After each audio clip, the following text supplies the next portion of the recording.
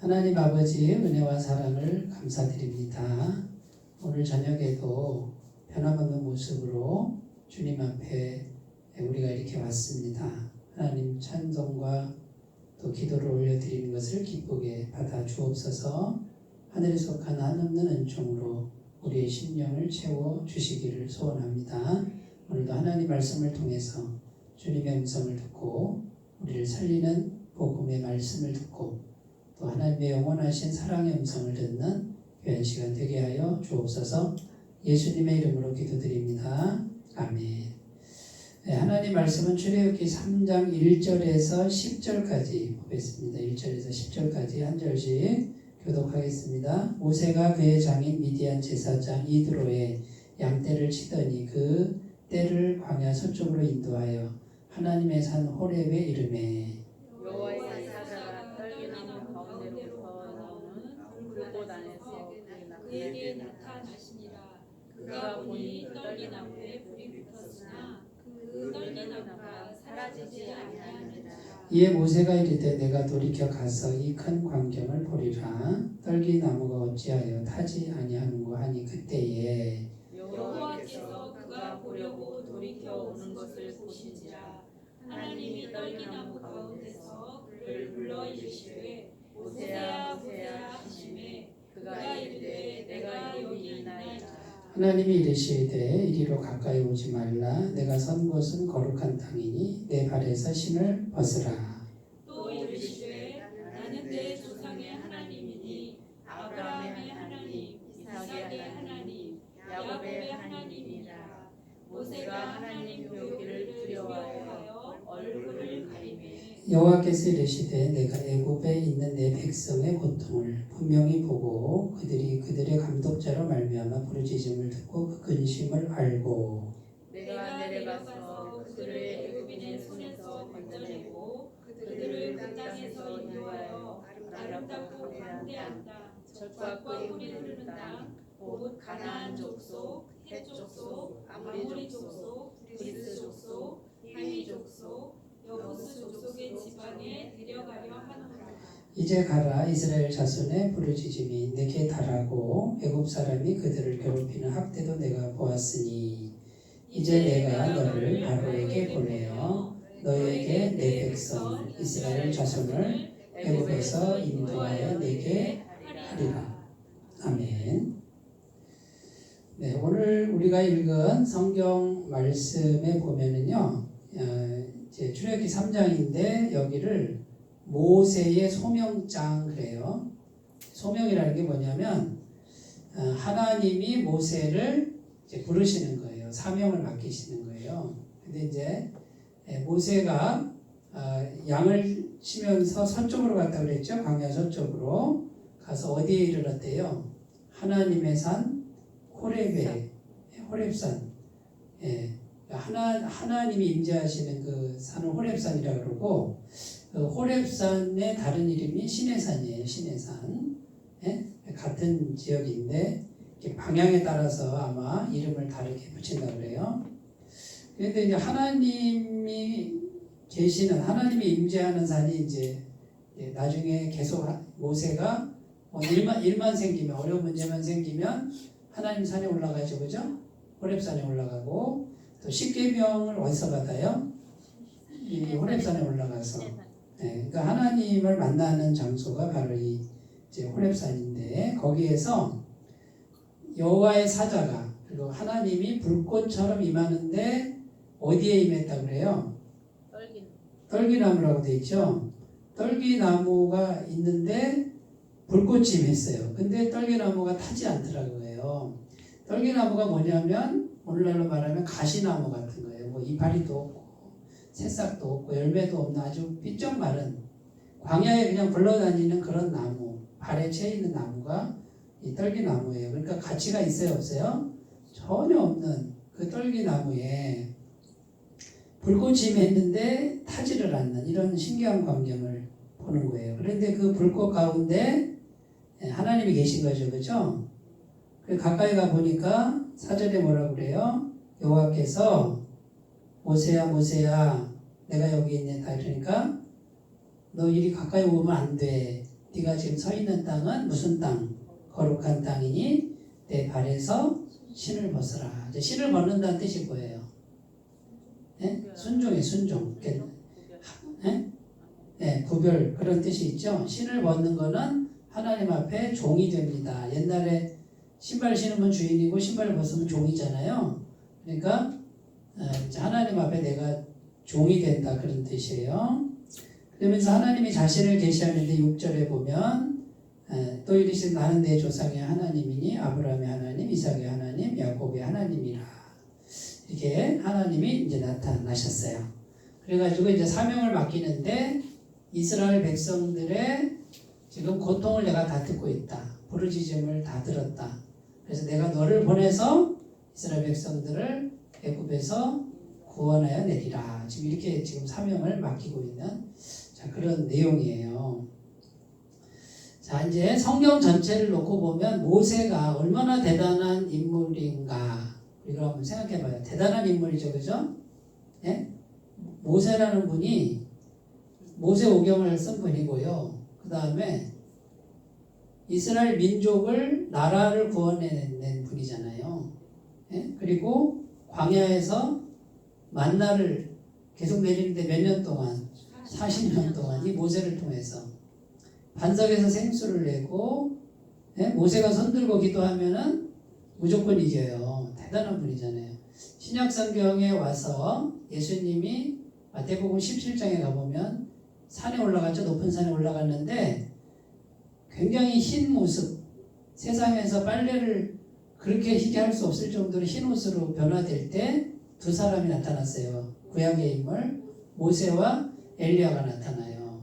그 모세와 엘리야가 뭘 의미하냐면 모세는 율법, 모세오경을 말하는 거고 엘리야는 선지서를 말하는 거예요. 그러니까 구약 성경 전체를 말하는 거예요. 그러니까 구약 성경 전체를 대변하는 인물이 모세와 엘리야인데 그 중에 모세가 딱 낀단 말이에요. 그럼 신약 성경 전체를 대변하는 인물은 예수님인 거예요. 그러니까 모세와 엘리야와 예수님이 만났다 그 말은 이제 말씀이 다 성취가 됐다 그런 뜻이에요. 그 중에 모세가 거기 딱 들어간단 말이에요. 주인공으로 들어가요. 그러니까 굉장히 대단한 인물이고 전무후무한 위대한 하나님의 종, 하나님의 사람이라고 할 수 있어요. 자, 그런데 그 모세를 보세요. 모세가 지금 하나님의 종으로 딱 부르심 받을 때 모습을 우리가 이제 생각해 봐요. 나이가 몇 살이에요? 나이가 80살. 80살이면 이제 다 늙었단 말이죠. 네? 모세가 몇 살까지 살죠? 120살. 40살까지는 애굽의 왕궁에 있고 그 다음에 80살까지는 미디안 광야에서 양치면서 40년을 거기서 이제 거의 뭡니까? 쓸모없는 인생, 이제 인생 실패자로 40년을 살잖아요. 근데 80세 때 다 늙었는데 기운도 다 빠졌는데 하나님이 나타나서 불러요. 내가 너를 내 백성 이스라엘의 구원자로 삼겠다. 자, 그러면 이제 모세의 지금 신세를 인간적으로 한번 생각해 보세요. 모세가 힘도 없고, 그죠? 네. 가진 거 있어요? 없죠? 군사가 있어요? 없어요. 인맥이 있어요? 없어요. 스펙은 40살 이후의 스펙은 없어요. 배운 것도 다 까먹을 나이고. 자, 그러면 젊은 열정이 있어요? 없어요? 그것도 다 죽을 때고. 자, 그러면 우리가 이제 생각해봐요. 현실적으로 우리가 생각하는 현실적으로 중요하다고 생각하는 거, 꼭 필요하다고 생각하는 게 뭐예요? 돈과 사람과 인맥과 스펙과 네? 이런 것들이 다 있어야 된다고 우리는 생각하지만 성경은 그런 것들이 전혀 없다 이 말이에요. 없는 데서 하나님이 부르신다 그 말이에요. 요게 이제 성경의 관점이에요. 그러니까 우리가 세상에서 사는 거하고 세상에서 사는 논리하고 성경 안으로 들어와서 하나님과의 관계에서 하나님이 살아계시고 전능하신데 하나님과의 관계에서 우리가 인생의 문제를 풀어나갈 때는 세상에서 풀어나가는 방식, 세상 논리로 하는 거와 다르다 그 말이에요. 그러니까 우리가 성경 공부를 하는 이유는 하나님이 살아계시다, 전능하시다라는 이 전제를 항상 이걸 놓치면은 성경은 뭐 풀리지 않는 거죠. 그 상황에서 아무것도 없어도 된다란 말이죠. 지금 모세가 그걸 보여주는 거예요. 모세는 120년을 사는데 3분의 2를 허성생활을 3분의 2 80세까지 사실은 허성생활 한 거잖아요. 그렇잖아요. 나머지 80세부터 120살까지 40년 인생의 3분의 1 늦게 부르심 받아서 엄청나게 위대한 일을 했단 말이에요. 자, 그러면 자, 하나님 앞에서 나이가 의미가 있을까? 나이가 하나님 앞에서 나이도 그렇게 크게 중요하지 않아요.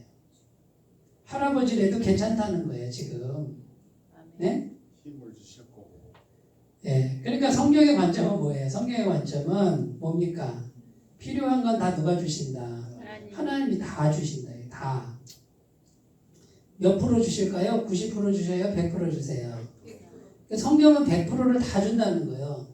하나님이 천지 창조했을 때 사람에게 아담에게 90%를 주셨어요? 100%를 주셨어요? 100%를 다 주셨단 말이에요. 그러면 천지를 창조하신 그 하나님은 언제든지 우리 인간에게 하나님이 100% 다 주는 그림이에요. 나중에 천국은요? 천국은 누가 만들어요? 인간이 좀 거들어요? 하나님이 100% 만들어 놓고 어떻게 해요? 구원받은 사람을 거기다 공짜로 주시잖아요. 그 구원은 어떻게 받아요? 내가 좀 거들었어요? 누가 다 해놓으신 거예요? 하나님의 아들 예수님이. 하나님이 처음부터까지 100% 다 해놓은 거죠? 그럼 그 100%를 나는 뭐 하면 돼요? 받으면 되잖아요. 받으면. 이게 믿으면 다 100% 받는 거잖아요. 그냥 받으라는 거예요. 자꾸 받으라는 거예요. 자, 그러면 우리가 이제 생각해 보세요. 천지 창조도 100%, 구원도 100%, 천국도 100% 그냥 주셔요. 그럼 우리가 살아가는 삶은 우리가 지금 오늘 살아가는 삶은 좀 어려울 것 같아. 맞아요, 틀려요? 대답이 없으시네. 이게 문제라는 거예요, 이게. 지금 오늘 우리가 살아가는 삶 속에서도 하나님은 몇 프로를 주길 원해요? 100%예요. 왜? 하나님이 갑자기 바뀌어요? 안 바뀐다니까요. 그런데 우리가 그렇게 생각을 안 해.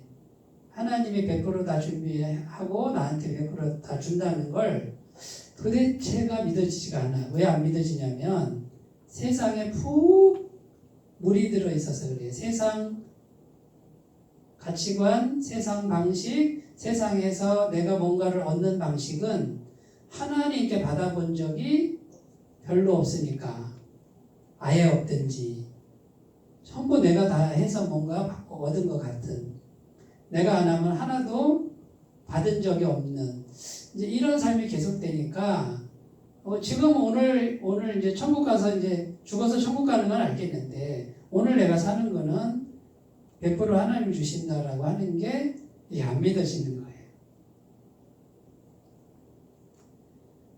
그러니까 지금 우리가 성경을 공부하는데 복음을 찾는 거예요. 복음이라는 게 뭐냐면 하나님이 다 해놓으셨다는 거예요. 구원도, 죄사함도, 영생도, 천국도, 내가 살아가는 모든 것도 하나님이 다 예비하신다는 거예요. 그 모든 걸 100% 예비하시는 분과 내가 지금 연결돼 있다. 왜? 예수님의 보혈을 믿으니까 날마다 완벽한 죄사함으로 하나님과 연결돼 있다. 그러면 나는 그냥 받을 수 있다. 이게 믿어지는 은혜가 있기를 주님의 이름으로 축원드립니다. 이렇게 말하면 또 내일부터 나 일 안 나가 이게 아니라는 거예요. 우리가 주어진 일을 열심히 하고 기쁘게 하고 부지런히 하고 일하기 싫어하는 자는 먹지도 말게 하라. 데살로니가후서 나오잖아요. 그러니까 우리가 열심히 일하는 거는 기쁜 일이에요. 그런데 열심히 일을 하는데 어떻게 해요? 이걸 안 하면 내가 좋을 것 같고 그 다음에 다른 사람을 막 누르면서 말이죠. 막 스트레스 받아가면서 이렇게 하는 거는 안 해도 된단 말이에요. 안 해도 된다고. 근데 계속 하고 있어요. 계속. 복음의 세계에 못 넘어와서 그래. 못 넘어와서. 그러니까 우리가 잘 생각을 해보셔야 돼요. 지금 하나님이 살아계십니다. 전능하십니다. 그분과 우리는 복음 안에서 연결되어 있습니다. 그럼 그분의 공급은 마르지 않습니다. 부족하지 않습니다. 늦지도 않습니다. 그분을 신뢰하시고 믿음으로 계속 이렇게 받는 훈련, 받는 체험을 하셔야 돼요. 하나님이 정확하게 부족함 없이 계속 공급하는 것이 이게 사실이라고 믿는 사람은 더 이상 이제 경쟁하지 않게 돼요. 완벽하지는 않지만 우리가 이제 경쟁은 의미가 없어요. 안 해도 내가 살 길이 있다 그 말이에요. 이게 현실적으로 가능하다. 여기까지 오셔야 복음을 누리는 삶이 돼요. 그러니까 지식으로만 아는 게 아니에요. 이 땅에서는 막 치열하게 열심히 살다가 죽으면 천국 가서 영생 얻고 그거 아니에요. 지금 복음을 누리고 사는 삶이 가능하다. 그래야 복음을 내가 지금 능력으로 누리고 사는 삶이 돼요. 근데 여기까지 못 오시는 분이 굉장히 많다는 게 안타깝다는 거죠. 그러니까 우리가 이것을 자꾸만 훈련하시고 이걸 방해하는 게 뭐냐면 죄의 세력인데 이 죄의 세력이 아니라고 얘기하고 그렇게는 못 산다고 얘기하고 그 다음에 걱정하게 만들고 의심하게 만드는 게 우리 속에서 계속 이 죄의 세력이 계속 우리를 못 믿게 하는 거죠. 그리고 영의 눈이 열리지 않으니까 믿음의 눈이 열리지 않으면 절대로 이것이 믿어지지 않는다라는 것이죠. 자, 그래서 지금 모세는 보세요. 모세는 지금 아무짝에도 쓸모없는 그런 지금 나이고 그런 신세예요. 가진 것도 없고. 그래서 떨기나무가 나오는데 이 떨기나무가 곧 누구를 의미하냐면 모세예요. 떨기나무가 모세와 같은 신세예요. 그런데 그 떨기나무에 하나님의 불이 임했다 이거죠. 하나님의 영의 임재가 임했단 말이에요. 자, 그러니까 떨기나무는 모세인데 하나님이 불꽃처럼 임하니까 어떻게 됩니까? 하나님의 도구가 됩니다. 하나님의 통로가 된다고 말이에요. 자, 그래서 이제 오늘 이런 내용인데 오늘 말씀을 통해서 우리가 살펴볼 게 세 가지예요. 첫 번째는 절대 희망. 절대 희망을 잃지 말라. 두 번째는 떨기나무가 되라. 이거예요. 아니, 떨기나무 되기 싫은데, 아니, 떨기나무가 돼야 하나님의 임재가 가능해져요. 세 번째는 성령님의 임재. 오늘날로 말하면 성령 충만 구하시되 성령 충만. 이 세 가지 주제를 가지고 생각을 해보겠습니다. 첫 번째 절대 희망. 딱 감이 오시죠? 80세에 뭔 소망이 있어요. 이렇게 살다가 편안히 죽으면 좋겠다. 이런 마음을 갖기가 쉬운데 하나님이 80세에 부르는 거예요. 그러니까 지금 80세가 돼서 인생 다 끝난 것 같은데 끝났어요? 안 끝났어요? 안 끝났어요. 이제부터 시작이에요. 자, 그러면 우리가 모세의 인생에서 80세라고 하는 이 완전히 이제 그 젊음이나 어떤 희망이 다 끝나는 지점 같은 상황이 우리 삶 가운데 있을 수가 있죠. 그런 경우 많이 만나시죠. 그때에도 희망은 있다. 자, 우리가 죽으면 희망이 없어져요? 죽어도 희망이 있다. 그러니까 우리 예수님 믿는 사람, 하나님의 자녀는 희망을 놓지 않는 거예요. 죽어도 희망을 놓지 않는 거예요. 그러니까 절대 희망을 항상 갖는 존재가 구원받은 사람이 되어야 된다. 복음을 경험한, 복음으로 구원받은 사람, 죄사함 받고 구원받은 사람이 가져야 될 마땅한 자세는 절망이 아니에요. 절대 희망이에요. 아니, 아직 안 끝났어. 조금 더 기다려봐. 지금 끝난 것 같지? 아니, 안 끝났어. 조금 더 기다려봐. 하나님이 새 일을 행하셔. 좀 더 기다려봐. 지금 무슨 일이 딱 벌어졌을 때 당장 어떻게 해요? 절망감이 올 수 있어요. 그죠? 인간이니까. 그런데 믿음으로 어떻게 해요? 아니, 조금 더 가보자. 기도해보자. 희망은 남아있다. 요한복음 5장 7절 8절 내용이 뭐냐면 38년 된 병자예요. 베데스다 연못에 38년 된 병자가 누워있어요. 근데 그 사람만 있는 게 아니라 수많은 병자들이 있었어요. 천사가 가끔 내려와서 물을 동할 때 첫 번째 들어가는 사람만 낫는데 이게 세상이에요. 1등만 구원을 받는, 1등만 치료를 받는 이 논리가 적용되는 게 세상이에요. 율법의 세상. 우리가 살아가는 현실이 경쟁이에요. 남들이 낫던 말건 나만 나으면 돼.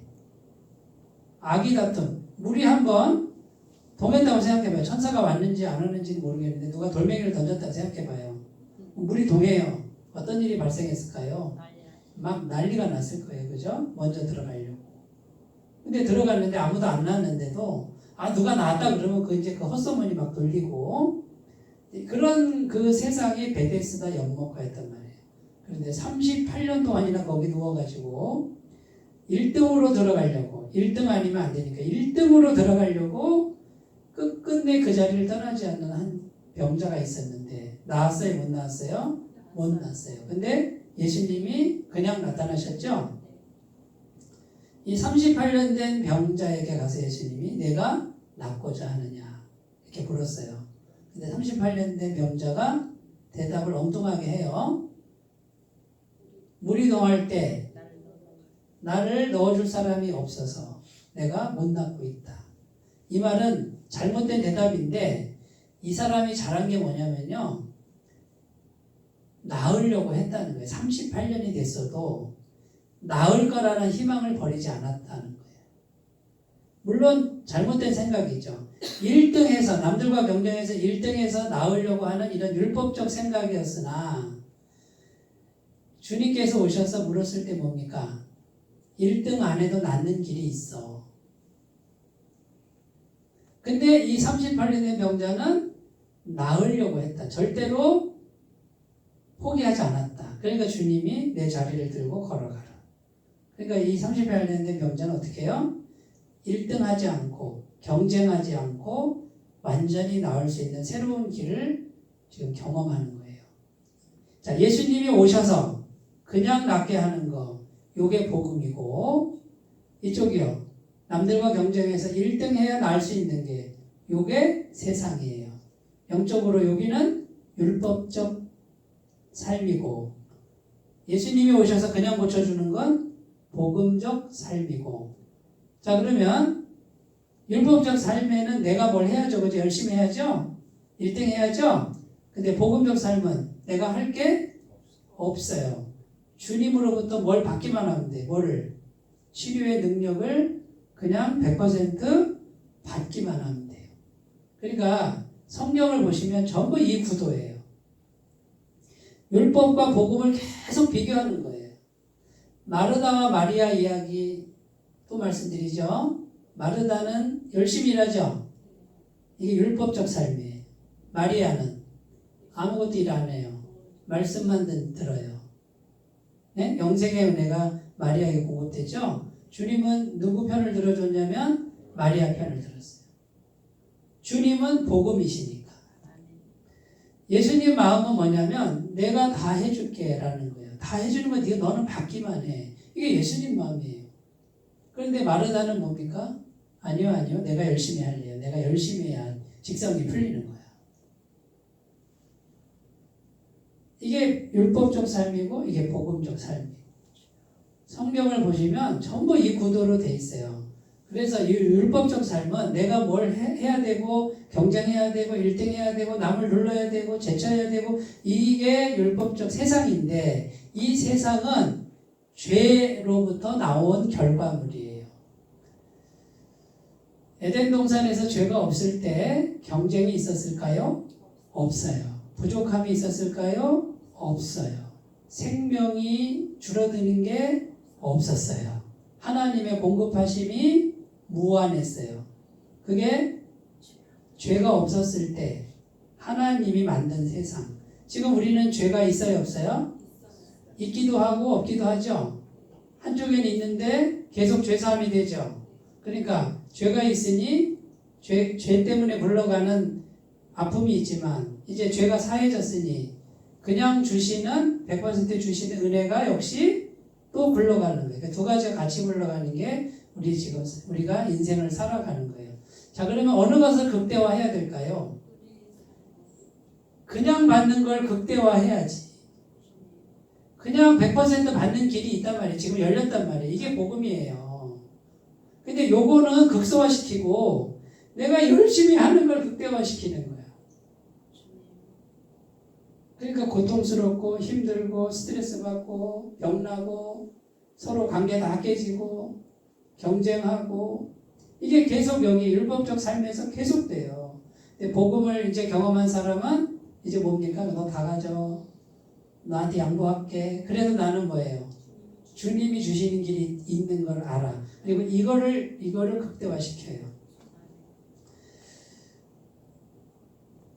이 복음적 세계에 넘어오셔서 자유함을 누리셨으면 좋겠어요. 네. 마가복음 5장 28절 29절은 12년 혈루증 여인 이야기죠.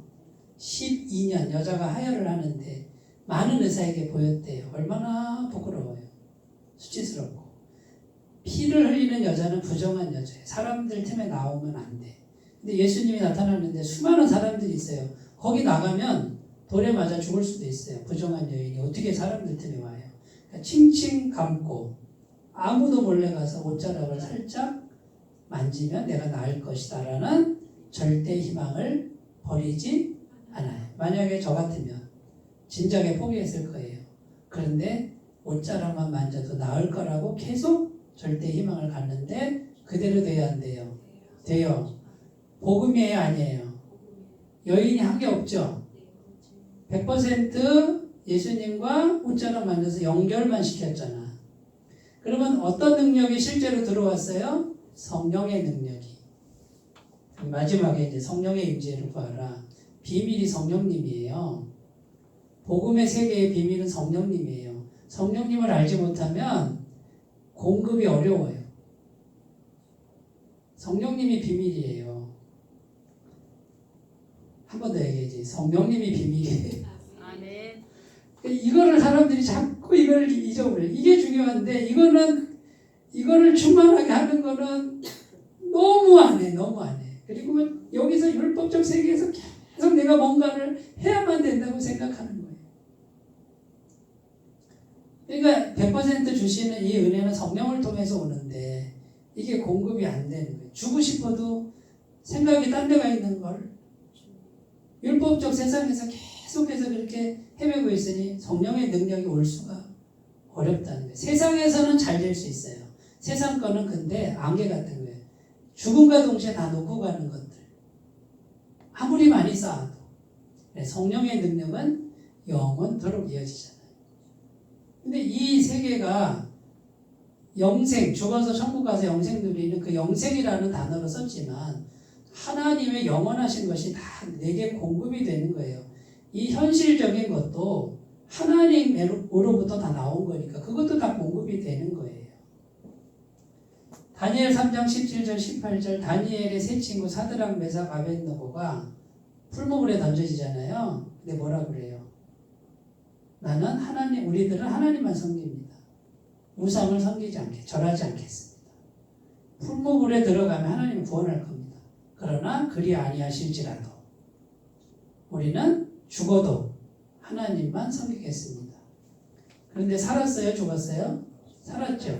천사가 세 사람 던졌는데 네 사람이 왔다 갔다. 불꽃이 사르지도 않게. 절대 희망. 이 절대 희망은 누구를 믿는 거예요? 하나님만 믿는 거예요.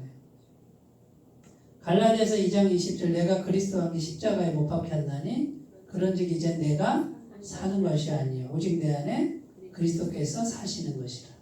자, 그러면 내가 죽었단 말이에요. 나는 죽었고 예수님만 살았다. 자, 내가 죽었으니 절망일 것 같죠? 이게 절대 희망이에요. 나는 제로가 되는 거예요. 제로. 나는 죽었습니다. 그러면 누가 100이 돼요? 예수님이 100이 돼요. 그러니까 절대 희망이 되는 거죠. 사도 바울이 우울증 걸리지 않았어요. 그죠? 어차피 자기는 평상시에 나는 죽었습니다. 예수님만 사십니다. 그러니까 절대 희망에서 완벽하게 하나님과 연합하고 있는 바울의 모습을 보여주고 있습니다. 두 번째 갑니다. 떨기나무가 되라. 이건 무슨 뜻이냐면요. 자, 떨기나무하고 모세 80세 모세하고 같다 그랬죠? 지금 떨기나무는 아무것도 가치가 없는 존재가 됐어요. 자, 어떤 기준에서? 세상 기준에서. 사람의 기준에서 쓸모가 제로예요, 제로. 80세인 모세는 사람의 기준, 세상 기준에서 쓸모가 없어. 그 노인네 데려다 뭐 할 거야? 힘도 없고 아무것도 없는 광야에서 40년 동안 양치기 하던 노인네를, 그러니까 세상에 대해서 떨기나무가 되라 그 말이에요. 질문 드려볼게요. 세상에 대해서 아직도 뭔가 이렇게 막 애착을 가지고 있는 이런 것들이 얼마나 남아 있어요? 완전한 떨기나무가 되시면 좋은데 이게 쉽지 않죠, 그죠? 세상에 대해서는 떨기나무가 되면 자동적으로 하나님의 영으로 충만해지게 돼 있어요.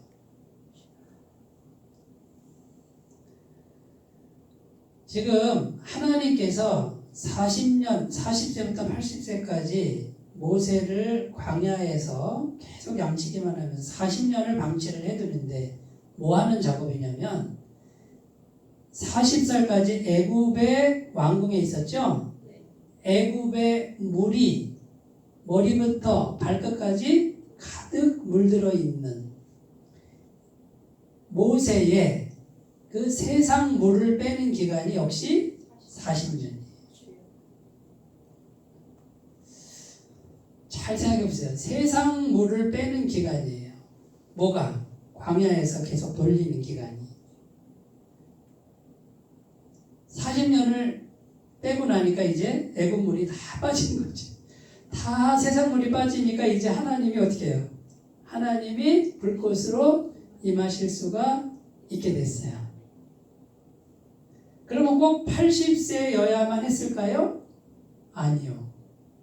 더 빨리 빠졌으면 더 빨리 오는 거예요. 그러니까 나이가 문제가 아니에요. 80세가 돼서도 안 빠지면 90세까지, 100살까지 죽지도 않게 하셔. 데려가지도 않고 기다려요, 하나님. 우리들 어떻게 우리들도 지금 하나님 원하시는 게 뭔지 아세요? 세상 거 많이 가지라고 원하는 게 아니고요. 세상 물 빼라고 지금 기다리는 거예요. 세상 물.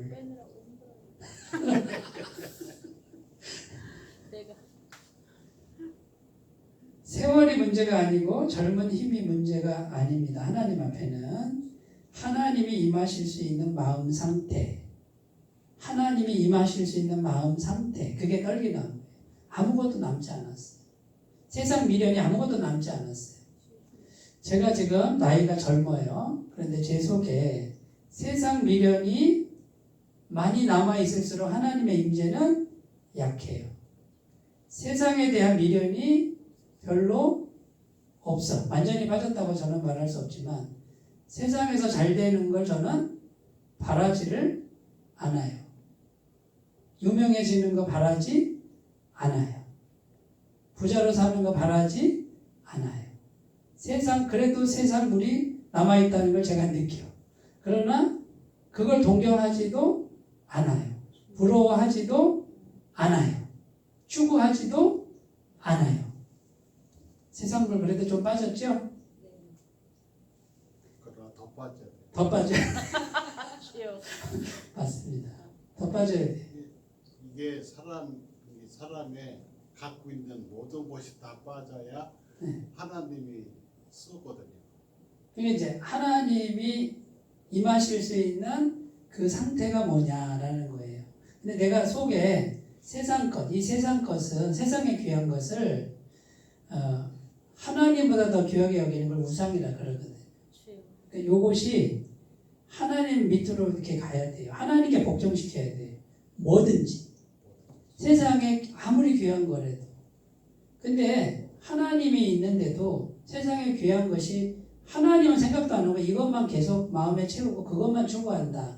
그러면 하나님 자리에 그게 가 있잖아요. 그게 우상 숭배라는 거예요. 그런데 하나님이 더 크면 이거를 버릴 수 있어야 돼요. 이렇게 내려놓을 수 있어야 돼요. 근데 요거를 못 내려놓는다는 거지. 수많은 사람들이. 구원받은 사람들까지도. 구원받았다고 하는데도 주인이 하나님이 아니고 세상의 주인인 사람이 너무 많다는 거예요. 그러니까 하나님이 임하실 수가 없다는 거지. 하나님이 100% 주려고 해도 하나님이 임하셔야 100%를 줄 거 아니에요. 그러니까 마귀가 뭐라 그래요? 세상 거 놓으면 너 끝나. 너 죽어. 이렇게 자꾸 속이는 소리에 아멘, 아멘. 이걸 놓치면 난 죽을 것 같아. 안 돼. 불안해. 뭐 이러면서 계속 그 거짓말하는 음성을 듣고 있는 거예요. 아니요. 놓고 하나님만 추구하며 하나님을 채우면 하나님이 주시는 길이 또 있단 말이에요. 요게 믿어지는 은혜가 있으셔야 돼요. 이건 성령님께서만 주실 수 있고. 그러니까 하나님이 이 믿음을 주시지 않으면 불가능해요. 근데 전부 여기 이제 율법적인 삶에 계속 매여서 살게끔 마귀가 계속해서 생각을 올가면서 도망 못 가게끔 하는 거죠. 마태복음 6장 33절 너희는 먼저 그의 나라와 의를 구하라. 먼저 뭘 구하라고요? 그의 나라와 의. 결국 하나님을 구하라 그 말이에요. 하나님이 우선돼야 된다. 이거 하나님이. 질문 드려볼게요. 하나님과 세상 중에 세상 일이 급해. 하나님을 먼저 선택하냐 그 말이에요. 여기서 우리 믿음의 현주소가 갈림. 하나님을 먼저 추구하면 다른 거 주신대잖아요. 이게 복음의 세계예요. 성경 말씀은 전부 복음이에요. 먼저 하나님 나라를 먼저 구해봐라 그거예요. 그럼 하나님이 주시는 게 있다. 이 모든 거 먹을 거 마시고 입을 거 주신대잖아요. 제 말이에요. 하나님 말씀이에요. 마태복음 16장 24절 누구든지 나를 따라오려거든 자기를 부인하고 자기 십자가를 지고 나를 따를 것이니라. 자기 부인, 자기 십자가는 너는 죽은 상태로 날 따라와. 너 살았다고 말하지 마. 그리고 내가 오라 그러면 오고 가라 그러면 가고 서라 그러면 서고. 이게 그 말씀이에요. 그 우선순위가 뭐예요? 말씀이 우선순위. 예수님이 우선순위. 빌립보서 1장 20절 21절은 내가 살든지 죽든지 바울이 하는 말이에요. 살아도 주님이 존귀케 되고 죽어도 주님이 존귀케 되길 원한다. 그럼 누가 주인이에요? 주님이 주인이지. 그리스도가 나는 죽어도 괜찮아요. 주님만 드러나면. 그런 일이 어디서 내가 드러나야지. 주님은 저 멀리 계시잖아. 내가 이렇게 하는 거 주님도 아실 거야. 얼마나 합리화를 많이 해요.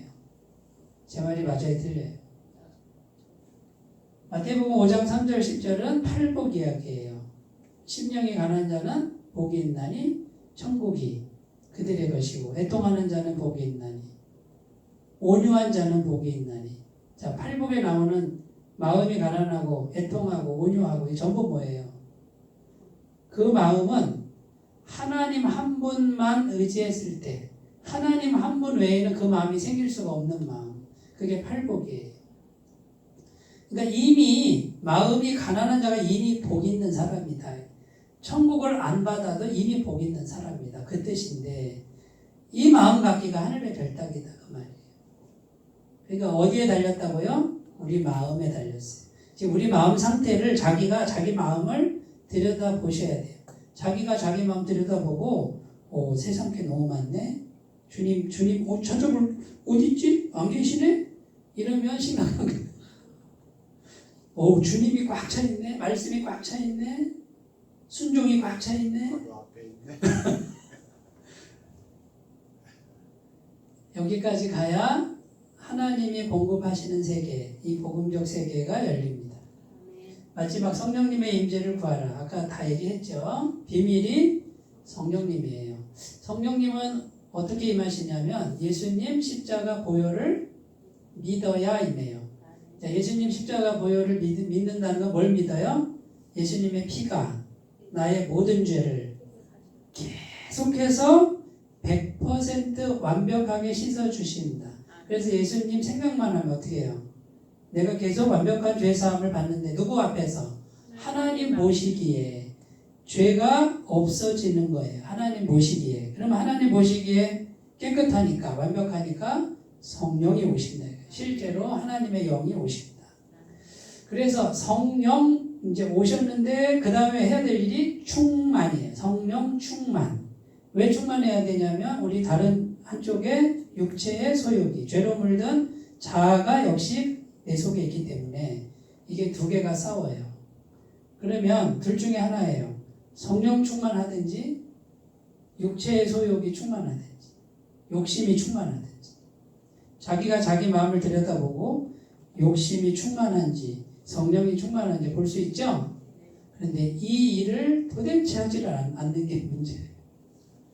이걸 해야 되는 건지도 몰라요.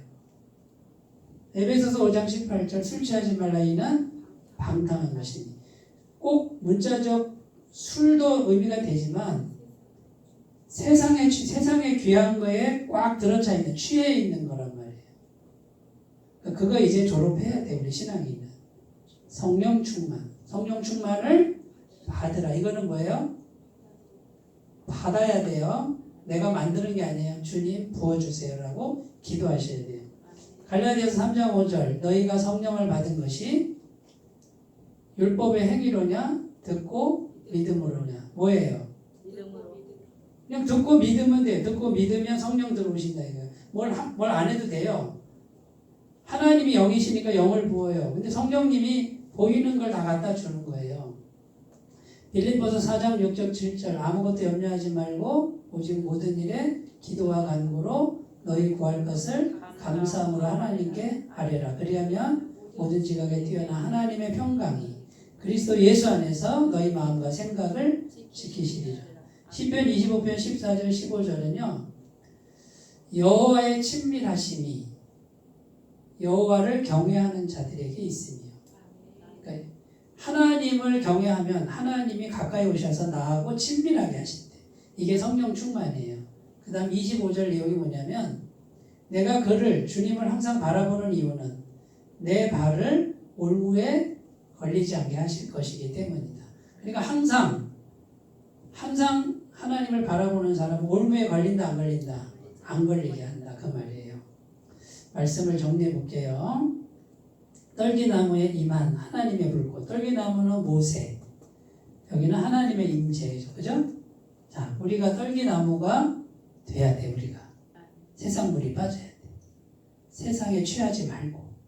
그리고 성령 충만을 구하세요. 그럼 성령님이 오시고 자기가 자기 속을 들여다보고.